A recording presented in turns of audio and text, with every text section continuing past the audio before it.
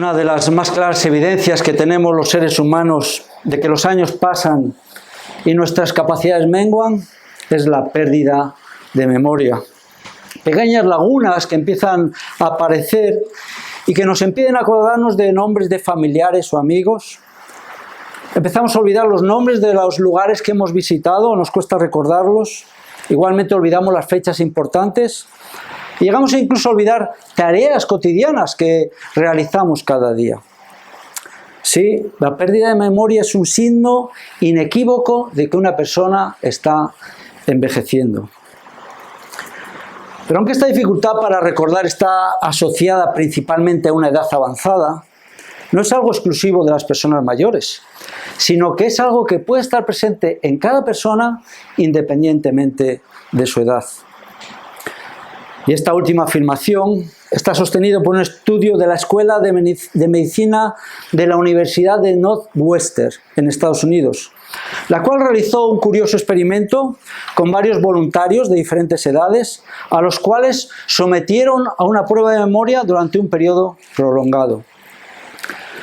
Al finalizar el experimento, los investigadores pudieron comprobar que nuestra memoria, independientemente de la edad, tiene problemas para ser fiel a los recuerdos. Porque lo que constataron es que cada vez que el cerebro de estas personas que habían estado expuestas a este experimento volvía a un recuerdo que previamente había almacenado, o bien olvidaban alguno de los datos de ese recuerdo, o bien añadían detalles inexistentes a ese recuerdo, de tal manera que el hecho original era modificado cada día al ser recordado. Vamos a estar viendo en esta mañana cómo algo similar había pasado en una ciudad en la que el apóstol Pablo había predicado el Evangelio. De tal manera que a los pocos años de haber sido de esa ciudad, tuvo que escribir una carta para recordar a los creyentes aspectos básicos y fundamentales del Evangelio, ya que ellos habían empezado a desviarse del verdadero Evangelio. Y tenemos que preguntarnos, ¿nos puede pasar algo similar a nosotros hoy en día? Y de forma involuntaria en algunos casos, o desgraciadamente voluntaria en otros, podemos alterar o distorsionar el mensaje central del Evangelio, de tal manera que lleguemos a presentarlo con afirmaciones tales como: el Evangelio es el remedio mágico para todos tus problemas. O Dios envía a su Hijo para que tú seas próspero, estés sano y tu vida sea de color de rosa. O esta otra afirmación: Dios principalmente en lo que está interesado es en que tú seas feliz. Y aunque estas afirmaciones u otras semejantes tristemente tienen multitud de seguidores y suenan bien en los oídos de aquellos que quieren un mensaje que es conforme a sus deseos pecaminosos, la realidad es que son mentiras, ya que ninguna de estas afirmaciones es el Evangelio bíblico. Y ninguna de estas afirmaciones contiene el poder para salvación que es realmente el Evangelio bíblico. Y tal es la gravedad a los ojos de Dios de falsear el Evangelio, que el apóstol Pablo, guiado por el Espíritu, declara malditos a aquellos que falsifican o alteran el mensaje genuino del Evangelio, tal como encontramos en Gálatas 1, 8, 9. Si queréis acompañarme a leer este pasaje, Gálatas 1, 8, 9.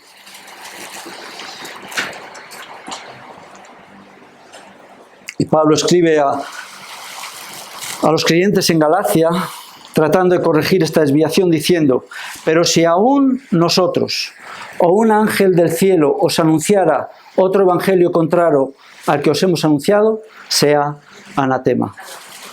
Como hemos dicho antes, también repito ahora: si alguno os anuncia un evangelio contrario al que recibisteis, sea anatema.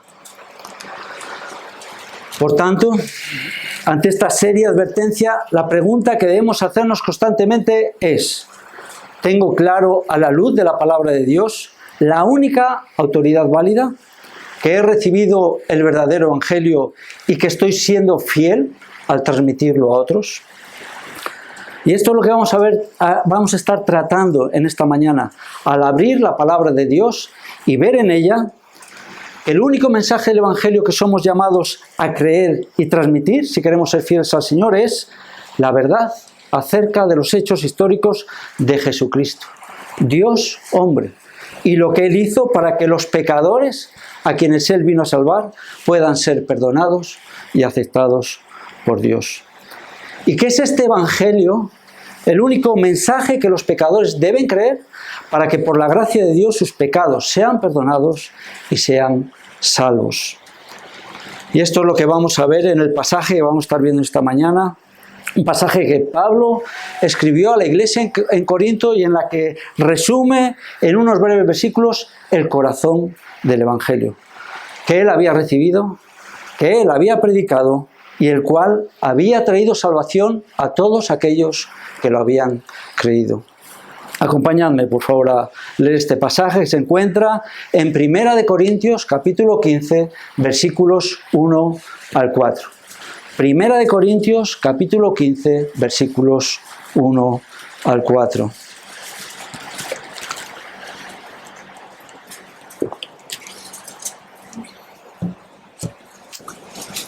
Y Pablo escribe, guiado por el Espíritu Santo y con palabras inspiradas por el Espíritu Santo: Ahora os hago saber, hermanos, el Evangelio que os prediqué, el cual también recibisteis, en el cual también estáis firmes, por el cual también sois salvos, si retenéis la palabra que os prediqué, a no ser que hayáis creído en vano. Porque yo os entregué en primer lugar lo mismo que recibí, que Cristo murió por nuestros pecados, conforme a las Escrituras, que fue sepultado y que resucitó al tercer día, conforme a las Escrituras.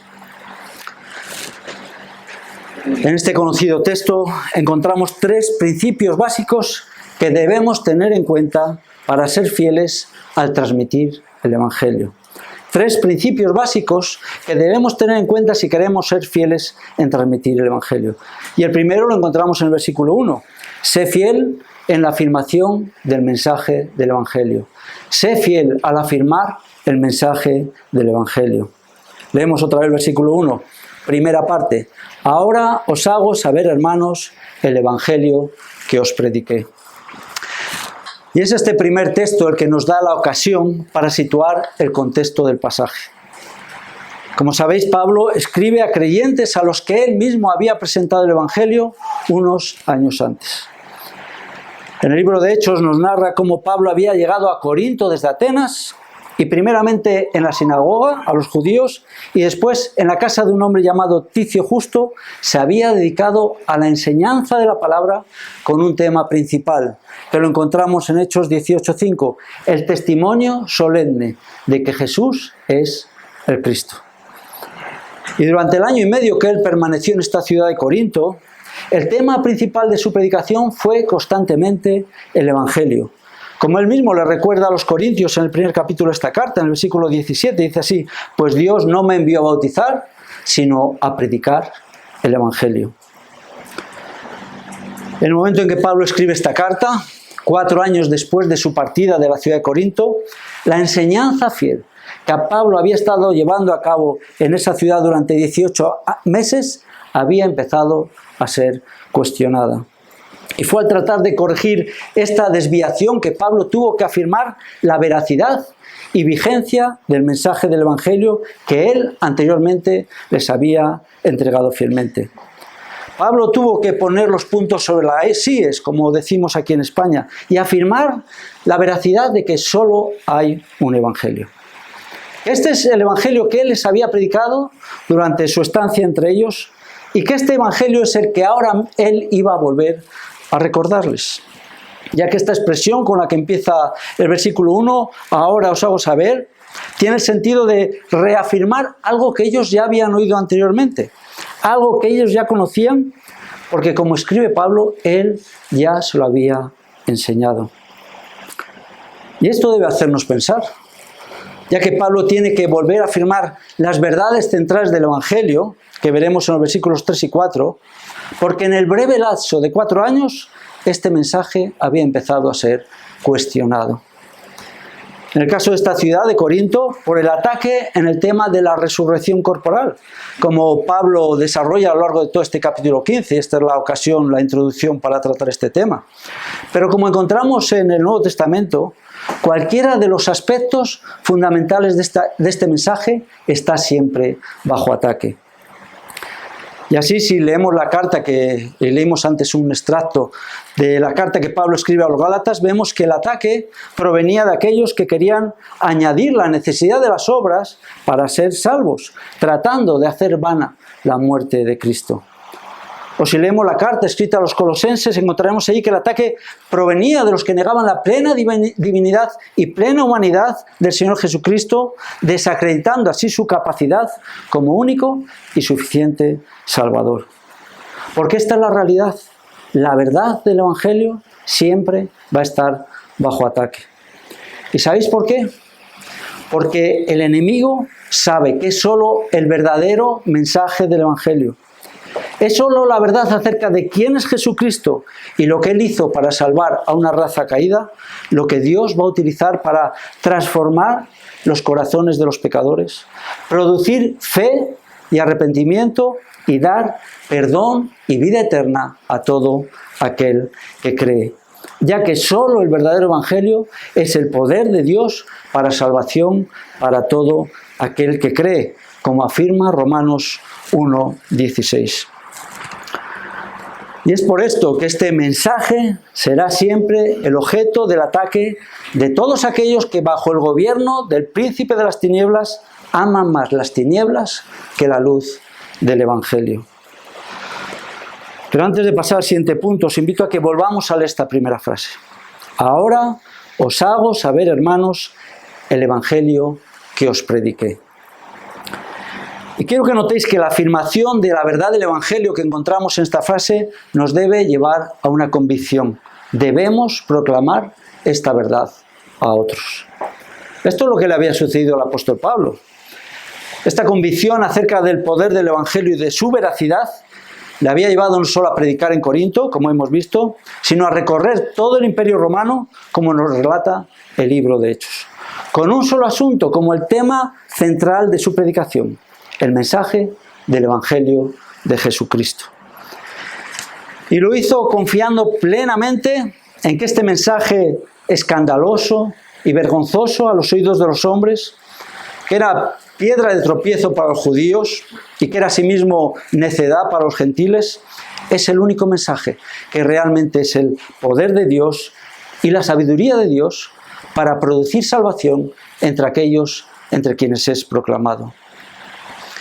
Y aunque esto implicó persecución, cárcel, azotes, sufrimiento y finalmente ser ejecutado, ninguna de estas cosas disuadió al apóstol de seguir predicando este Evangelio. Tampoco el deseo de algunos de sus oyentes, como en el caso de los corintios, acostumbrados a la oratoria de los filósofos, ni tampoco la burla de los atenienses por el contenido del mensaje, hizo que él variara su proclamación, o tratara de hacerlo más digerible a aquellos que escuchaban, o menos molesto u ofensivo a aquellos que debían recibir su mensaje.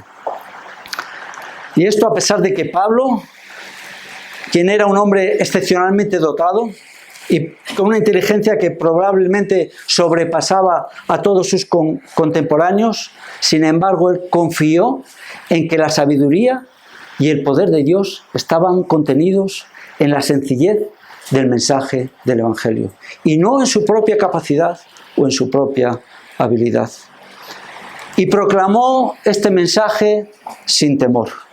Y Dios utilizó esta predicación para llevar la salvación de una manera especial al mundo gentil y añadir a la Iglesia a personas de toda condición y de todo lugar, solo por la predicación del Evangelio.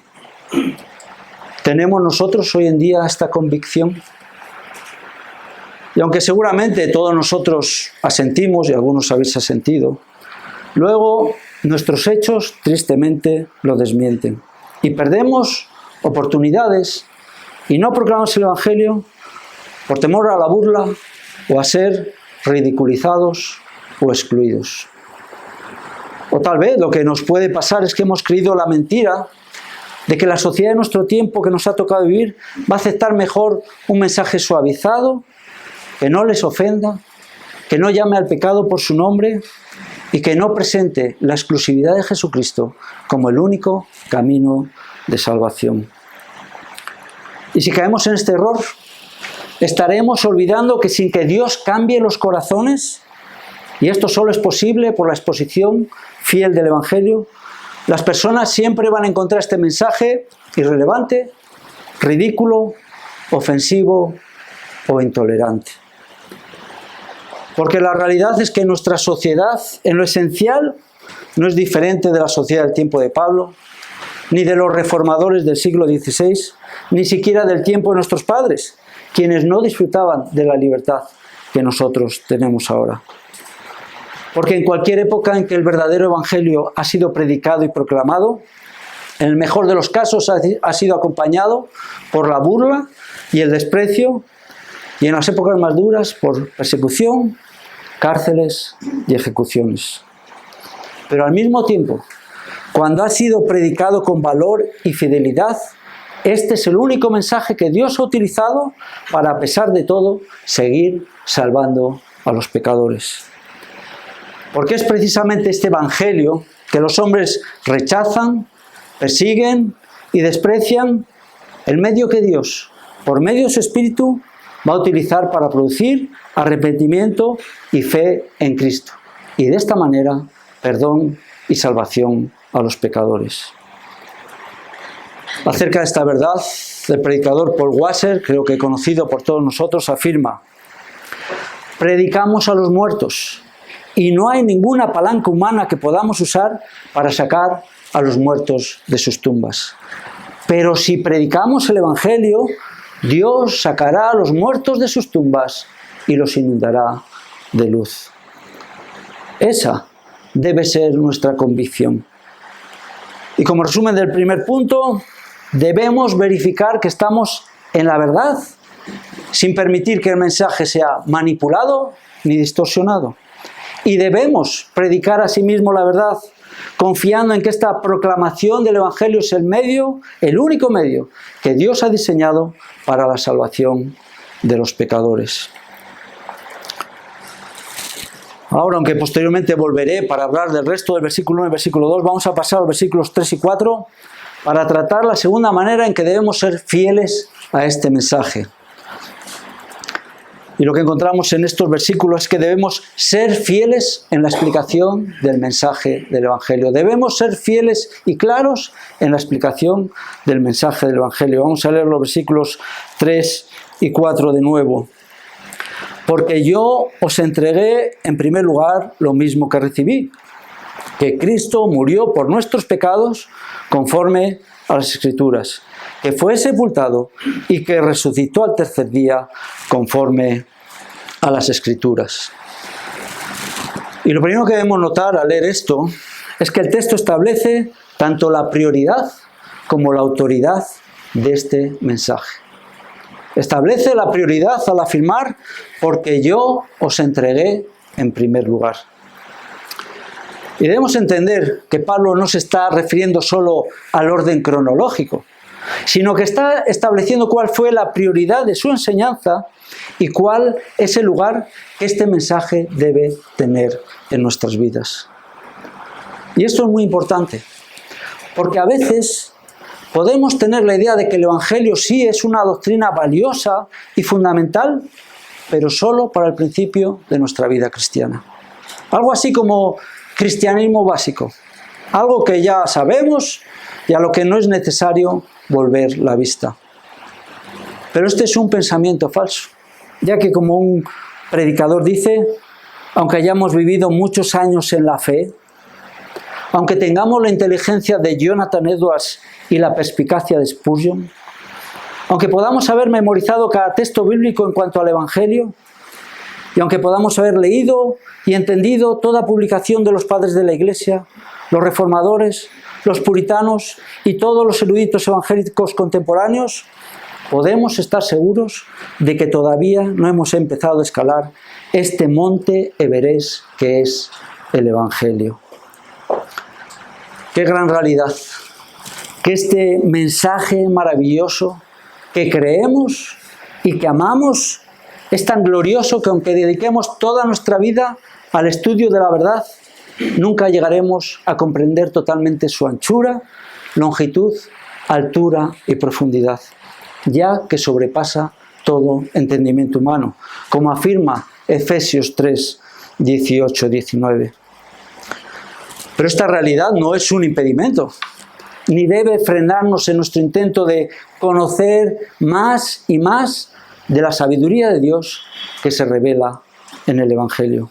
Y por ello, cada uno de nosotros, sin importar el tiempo que llevemos en el Evangelio, debemos volver cada día al Evangelio, para encontrar en él nuestro gozo y deleite, para confesar confiadamente nuestros pecados y estar seguros de que somos perdonados, y para tener la seguridad y recordarnos continuamente que nuestra salvación es solamente en base a la obra completada de Cristo y no en base a nada de lo que nosotros seamos o nosotros hagamos.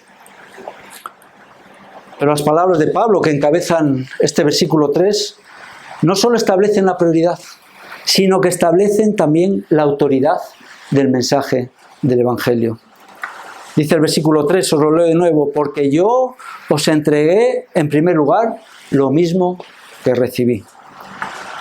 Y esto es muy importante, porque estas palabras dejan claro que, al contrario de lo que muchos afirman, el Evangelio no es una invención humana, ya que no lo diseñó Pablo, ni tampoco los primeros discípulos de los primeros siglos, sino que tiene su origen en Dios mismo, quien es el autor de este mensaje. Ya que Pablo, quien aquí simplemente dice que ha recibido este mensaje, en otra carta nos explica de quién lo recibió, del mismo Señor Jesucristo resucitado.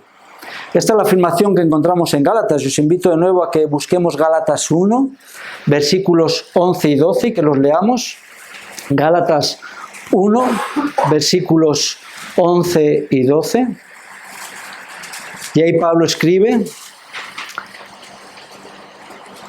lo siguiente: pues quiero que sepáis, hermanos, que el Evangelio que fue anunciado por mí no es según el hombre, pues ni lo recibí de hombre, ni me fue enseñado, sino que lo recibí por medio de una revelación de Jesucristo.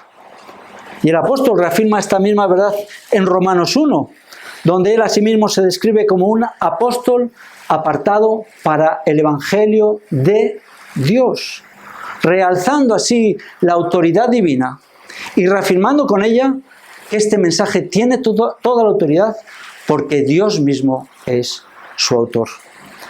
Y esto es crucial y debemos tenerlo muy claro en nuestras mentes, ya que establece que este mensaje no es uno más y que por tanto no se puede comparar con las filosofías y sistemas de pensamiento humanos, ni con todas las demás religiones inventadas por los hombres.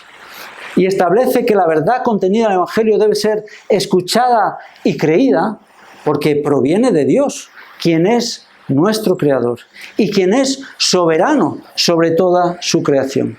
Y por tanto, este mensaje tiene toda la autoridad debido a que Dios es su autor.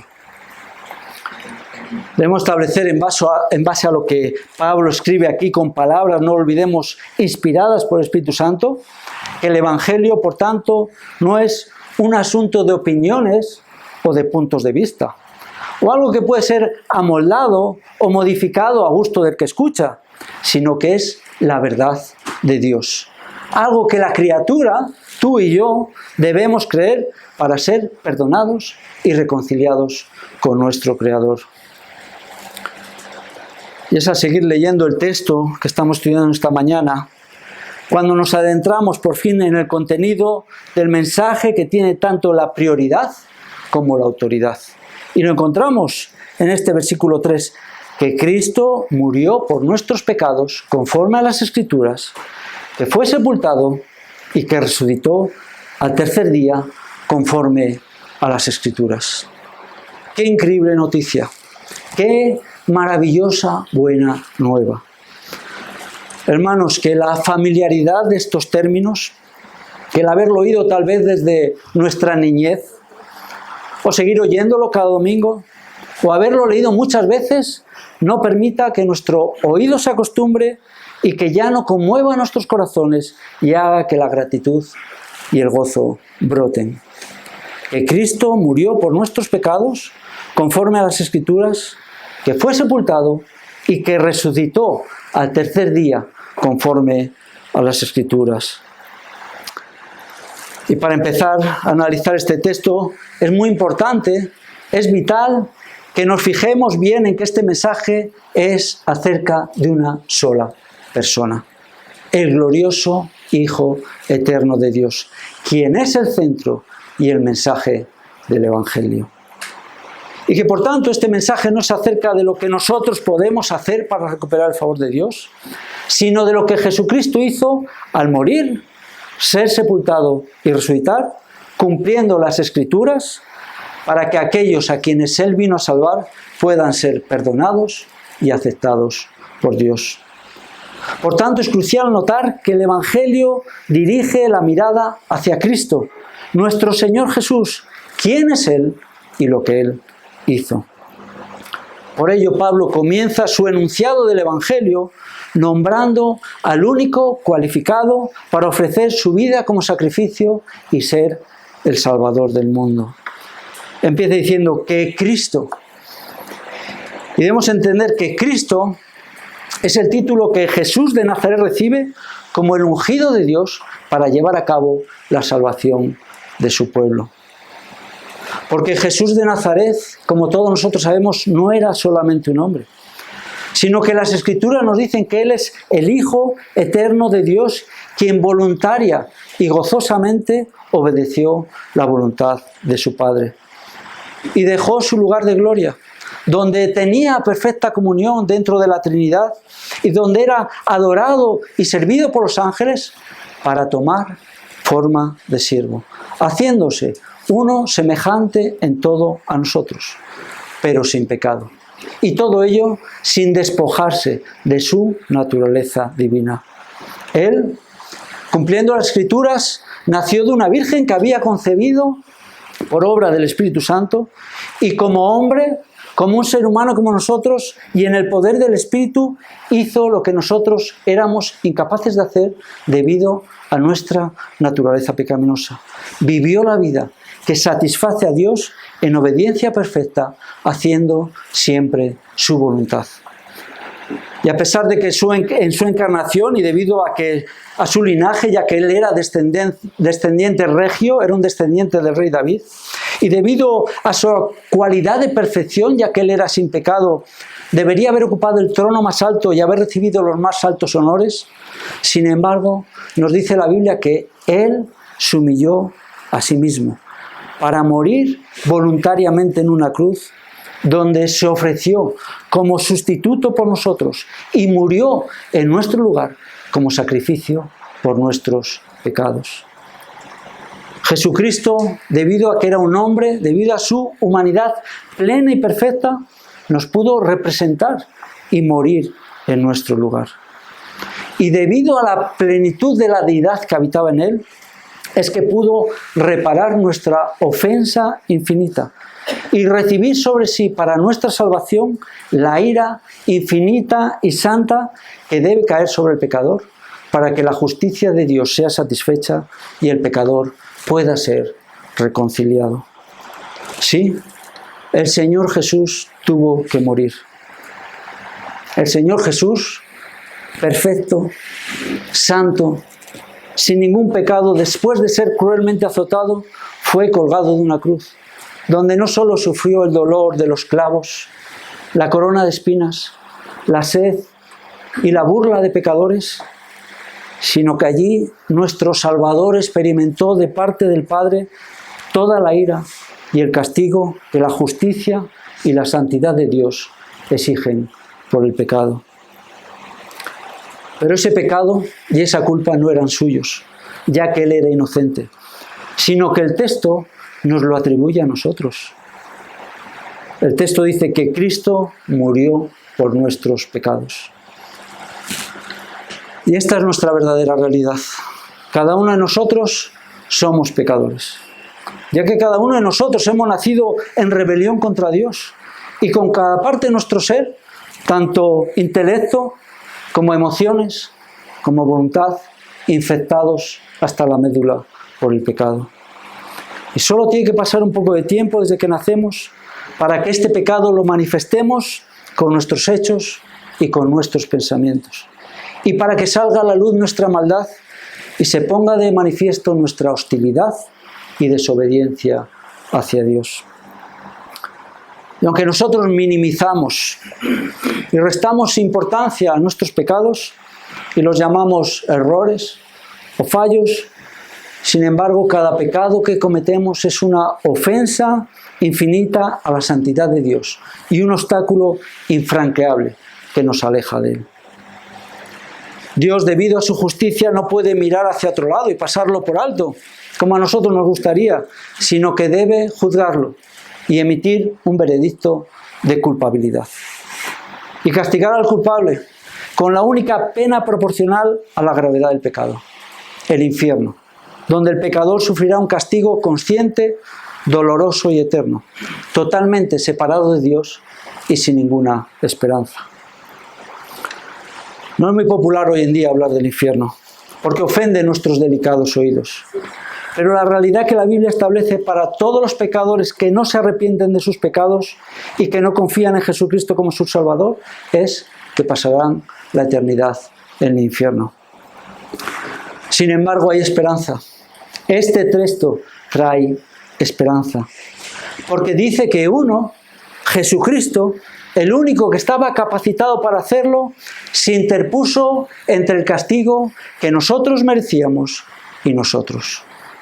Él como hombre asumió nuestra representación, como Adán lo había hecho en el Edén. Y al hacerlo, se ofreció como sacrificio, murió por nuestros pecados y pagó el precio que nuestros pecados merecían. Ya que está establecido por Dios que la paga del pecado sea la muerte. ¡Qué gran noticia!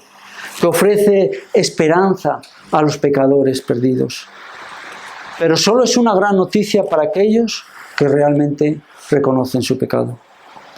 Para aquellos que al oír esta noticia de la encarnación y la muerte del Hijo de Dios por los pecados, se ven a sí mismos indignos y se dan cuenta de que efectivamente el justo y santo tuvo que morir para que nuestros pecados fueran perdonados. Necesitamos oír este mensaje, el cual es el verdadero evangelio, para que el Espíritu de Dios sobre nuestros corazones y con un llamado interior irresistible nos convenza de la gravedad de nuestro pecado.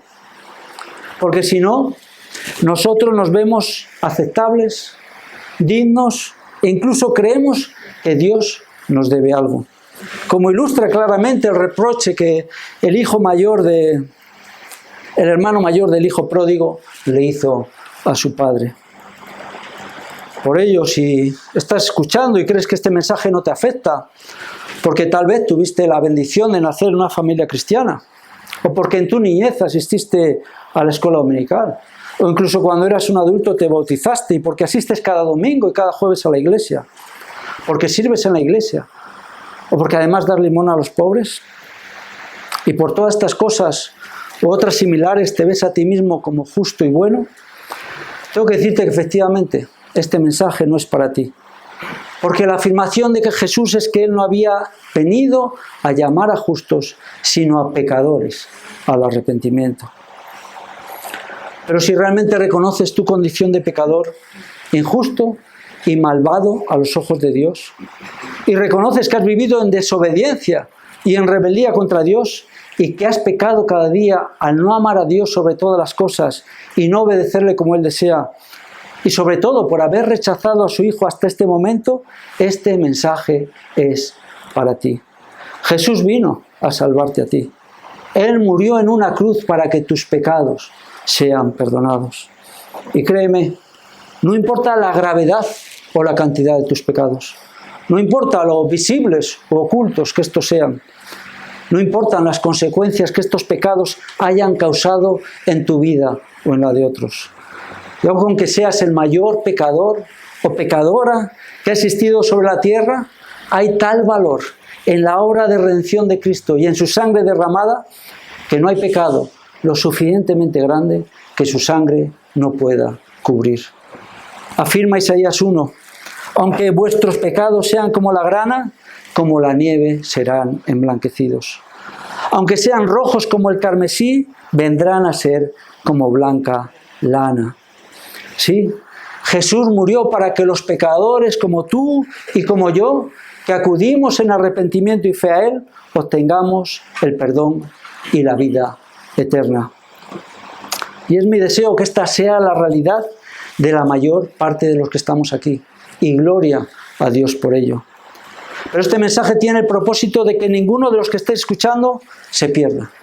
Ya sea porque confió en sí mismo y en su propia justicia, o ya sea porque tal vez está pensando que tiene un pecado tan grande que Dios no puede perdonar. No conozco cuál es tu situación, pero es mi deseo que el Espíritu Santo, por medio del Evangelio predicado, traiga convicción a tu corazón de que es solo en base al infinito valor de la muerte sustitutoria de Cristo que un Dios santo, justo y recto puede perdonarnos y aceptarnos en su presencia. Pero encontramos en este texto que el mensaje del Evangelio incluye su sepultura y su resurrección. Y no solemos hablar de esto, ¿verdad?, cuando presentamos el Evangelio. Pero Pablo aquí lo incluye como un paquete. Nos dice que Cristo murió por nuestros pecados, conforme a las Escrituras, que fue sepultado y que resucitó al tercer día, conforme a las Escrituras. La segunda verdad que Pablo presenta como contenido del Evangelio es que Jesús fue sepultado. Y es necesaria esta afirmación como veracidad de su muerte y como requisito indispensable para su resurrección. El hecho de su sepultura implica que Jesús, el Hijo eterno de Dios, efectivamente se hizo hombre. Jesucristo tomó un cuerpo de carne y se hizo semejante a nosotros. Y en este cuerpo de carne, Él murió como nuestro sustituto y su cuerpo fue puesto en el sepulcro. La sepultura no deja ningún lugar a duda en cuanto a su muerte. Y así como su muerte fue certificada por especialistas acostumbrados a ver hombres muertos, como eran los soldados romanos, que además para asegurarse de que habían llevado a cabo su cometido, clavaron una lanza en su costado, su sepultura certifica que fue el cuerpo sin vida de Jesús lo que fue puesto en una tumba. Y asimismo, los hechos que rodearon la sepultura verifican que en Jesús se habían cumplido las profecías que le señalaban como el Mesías. Ya que aunque el destino de todos aquellos que morían en una cruz era ser arrojados a una fosa común donde ni siquiera eran enterrados y donde sus cuerpos se pudrían, sin embargo, José de Arimatea solicitó a Pilato el cuerpo de Jesús y con la ayuda de Nicodemo puso a Jesús en un sepulcro excavado en la roca, donde la Escritura dice que no había sido usado para enterrar a ningún otro muerto. Cumpliéndose así la Escritura que dice en Isaías 53:9, se dispuso con los impíos su sepultura, pero con el rico fue en su muerte. Este hecho de la sepultura realmente para los seguidores de Jesús, aquellos que habían estado con Él durante su vida y que le habían visto morir, ser sepultado, debe haber sido el día más triste y sin esperanza de sus vidas. Y de la misma manera para nosotros, si el Evangelio es solo la muerte y sepultura de Cristo, es un mensaje sin ninguna esperanza. Pero el mensaje del Evangelio contiene un tercer hecho, que resucitó al tercer día conforme a las Escrituras. Esta realidad, verificada por numerosos testigos, llenó los corazones de los primeros discípulos de gozo y convirtió a hombres atemorizados que huyeron y negaron a Jesús en su arresto en hombres que proclamaron con valor y dieron sus vidas para entregar el mensaje de este Jesús resucitado. Porque el mensaje del Evangelio afirma que Jesús no quedó en una cruz, como lo vemos tantas veces en imágenes religiosas, ni tampoco en la tumba. El que había muerto y había sido sepultado venció el poder del pecado y de la muerte Y como las Escrituras habían anticipado, se levantó vencedor del sepulcro como prueba indubitable de la eficacia de su obra de redención, ya que era imposible que la muerte y el sepulcro pudieran retener al autor de la vida. Tras su sepultura vino la resurrección, la prueba definitiva que autentificaba todo lo que Jesús había dicho acerca de sí mismo y la culminación del plan de Dios para salvar a los pecadores. Este era el testimonio de las Escrituras, que Cristo iba a resucitar como había sido profetizado. Por tanto, la resurrección es el sello aprobatorio del Padre de la obra de su Hijo. Es lo que encontramos en Romanos 1:4. Fue declarado Hijo de Dios con poder, conforme al Espíritu de Santidad, por la resurrección de entre los muertos, nuestro Señor Jesucristo. En base a esto podemos afirmar que la resurrección es el recibo firmado por Dios de que el pago por nuestros pecados ha sido efectuado y la certificación de que nuestra justificación ha sido llevada a cabo. Y asimismo es la verdad sobre la que se sostiene nuestra fe, ya que solo un Salvador vivo puede llevar a cabo nuestra redención. La palabra nos dice asimismo que Jesucristo, tras su resurrección victoriosa, ha sido exaltado por su Padre hasta lo sumo y que ha recibido un nombre que es sobre todo nombre, para que ante este nombre se doble toda rodilla en el cielo y debajo del cielo, y toda lengua confiese que Jesucristo es el Señor, para gloria de Dios Padre. Y asimismo nos dice la palabra que en ningún otro hay salvación, porque no hay otro nombre debajo del cielo dado a los hombres por el cual nosotros podamos ser salvos. Estas verdades que estamos viendo no es solo para que tengamos un conocimiento intelectual o las recitemos de memoria, sino que deben traer convicciones a nuestros corazones. Convicciones que afirmen que el Evangelio no es un mensaje para nuestra exaltación, sino para que el Señor Jesucristo sea exaltado sobre todo lo que existe. Que no es un mensaje para que nosotros recibamos el crédito o nos consideremos a nosotros mismos como dignos de tal rescate, sino para que Dios, quien no escatimó a su propio Hijo, reciba toda la gloria. Y que no es para que nosotros nos sintamos importantes ante Dios, sino para que reconozcamos nuestra pecaminosidad, creamos el Evangelio y alabemos la misericordia y el amor de Dios, quien nos ha provisto de este glorioso Salvador. Por tanto, seremos fieles al mensaje del Evangelio si lo que transmitimos es lo que Jesucristo, Dios hombre, hizo al morir, ser sepultado y resucitar, cumpliendo las Escrituras para que los pecadores a quienes Él vino a salvar puedan ser aceptados y perdonados por Dios. Brevemente, para finalizar, vamos a volver a los versículos que nos habíamos dejado para comprender que tenemos que ser fieles al llamar a creer el Evangelio. Debemos ser fieles al llamar a creer el Evangelio. Volvemos a los versículos 1, segunda parte y 2, donde leemos: el cual también recibisteis, en el cual también estáis firmes, por el cual también sois salvos, si retenéis la palabra que os prediqué, a no ser que hayáis creído en vano.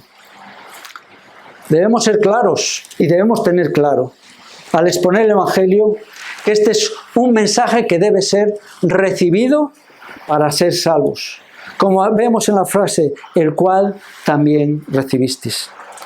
Y esto quiere decir que no es suficiente solo escucharlo.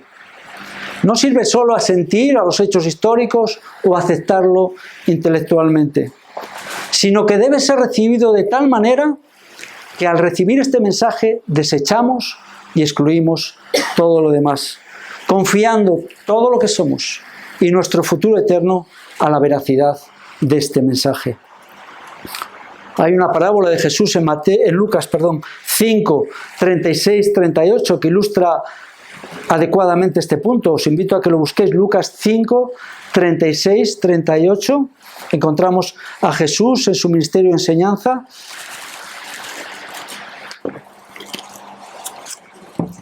Y dice a aquellos que están escuchando, también les dijo esta parábola. Lucas 5, 36, 38. Nadie corta un pedazo de un vestido nuevo y lo pone en un vestido viejo, porque entonces romperá el nuevo y el pedazo del nuevo no armonizará con el viejo. Y nadie echa vino nuevo en odres viejos, porque entonces el vino nuevo romperá los odres y se derramará y los odres se perderán, sino que el vino nuevo debe echarse en odres nuevos. ¿Qué quiere decir esto? No es posible añadir el Evangelio como algo que se puede amoldar a nuestro anterior modo de vivir pecaminoso, o coger solo aquella parte que nos interesa para intentar remendar algo que creemos que está mal. Porque es el mismo Jesús el que nos advierte que eso no va a funcionar. No, recibir el Evangelio implica desechar en arrepentimiento todo lo que éramos anteriormente y despojarnos y abandonar cualquier mérito que creamos poseer y vestirnos totalmente con las ropas de justicia que nuestro Señor Jesucristo obtuvo y confiar sola y únicamente en Él para el perdón de nuestros pecados y para nuestra salvación eterna. Este pasaje sigue diciendo, en el cual también estáis firmes, por el cual también sois salvos. Y esto nos habla de que la evidencia de que hemos recibido el Evangelio realmente y de que somos salvos es que nos mantenemos firmes y perseveramos sin vacilar, sin importar que hayamos creído hace un día, hace un año o hace 50 años. ¿Y qué es lo que debemos creer? Debemos confiar, igual que el día que lo recibimos, que la única base para nuestra salvación sigue siendo la obra de Cristo a nuestro favor. Y no ningún mérito que nosotros hayamos creído ganar durante nuestra vida como creyentes. Y hermanos, esta perseverancia en el Evangelio no se puede convertir en algo rutinario o algo apático, sino que al crecer en el conocimiento del Evangelio, al repasar estas verdades, al interiorizar estas verdades, cada día amamos y atesoramos más a Cristo que cualquier otro tesoro en este mundo.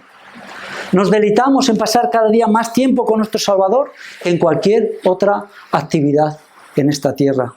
Y abrazamos con gozo sus promesas de que habrá más placer en su presencia que en todas las ofertas mentirosas del pecado. Ya que nuestra salvación no solo incluye escapar del castigo en el infierno que merecíamos, sino además estar en su presencia, donde hay plenitud de gozo y deleites para siempre. Finalmente Pablo concluye, y yo también, si retenéis la palabra que os prediqué, a no ser que hayáis creído en vano. Y es importante esta advertencia, que nos devuelve de nuevo al tema de este mensaje. No puede haber desviaciones del verdadero Evangelio. Pablo había enseñado que la certeza de su salvación no residía en sus méritos o en lo que ellos opinaban, sino en el mensaje, en la palabra que habían recibido y creído y en la cual estaban firmes y por la cual eran salvos. ¿Y cuál es esta verdad a la que debemos ser fieles? Al mensaje del Evangelio, al verdadero mensaje del Evangelio, lo que Jesucristo, Dios hombre, hizo al morir, ser sepultado y resucitar, cumpliendo las Escrituras para que los pecadores a quienes Él vino a salvar puedan ser perdonados y aceptados por Dios. Somos depositarios de una gran herencia. Pero si permitimos que la verdad del Evangelio que nos ha sido confiada sea alterada o distorsionada, o si estamos confiando para nuestra salvación en cualquier cosa que no sea esta verdad, estaremos demostrando que nuestra fe era vana e inútil. Y estaremos dejando la fuente de agua viva para acudir a cisternas rotas que no pueden satisfacer nuestra sed ni darnos el perdón de nuestros pecados y la vida eterna. Al principio mencioné que la distorsión en la transmisión del mensaje ha convertido el Evangelio para muchos en afirmaciones falsas como el Evangelio es el deseo de Dios de que tú seas feliz? ¿El Evangelio traerá prosperidad y sanidad a tu vida? ¿O el Evangelio es acerca de vivir tu mejor vida ahora? Ninguna de estas afirmaciones contiene la verdad del Evangelio. Y por ello, aquellos que las creen y las siguen muertos en sus pecados. Las buenas nuevas del Evangelio que deben ser creídas y proclamadas son las que hemos visto en esta mañana. La encarnación del Hijo de Dios en la persona de Jesucristo y las acciones que Él llevó a cabo para que nuestros pecados puedan ser perdonados. Si no has recibido y no confías solamente en este mensaje acerca de Jesucristo para tu salvación, debes saber que estás espiritualmente perdido. No importa tu aparente éxito o felicidad, no importan tu bondad o tus buenas obras, no importa si eres reconocido y valorado por tus amistades, no importa toda tu actividad religiosa. La realidad es que tu pecado no ha sido perdonado y pasarás la eternidad en el infierno, separado de Dios. Pero para todos los que hemos recibido el mensaje del Evangelio, todos los que nos hemos arrepentido de nuestros pecados y hemos acudido por medio de la fe a la cruz de Cristo y confiamos únicamente en la persona y en la obra del Señor Jesucristo para ser perdonados y reconciliados con Dios, sus promesas son perdón completo del pecado, poder para vivir una vida libres de la esclavitud del pecado, certeza de vida eterna en el cielo y toda bendición espiritual en Cristo. Solo el verdadero Evangelio, solo la verdad revelada en la palabra de Dios puede ofrecer estas promesas. Y todas ellas son recibidas por el pecador sobre la base del Evangelio. La fe en la persona de Jesucristo y lo que Él hizo para el perdón de nuestros pecados.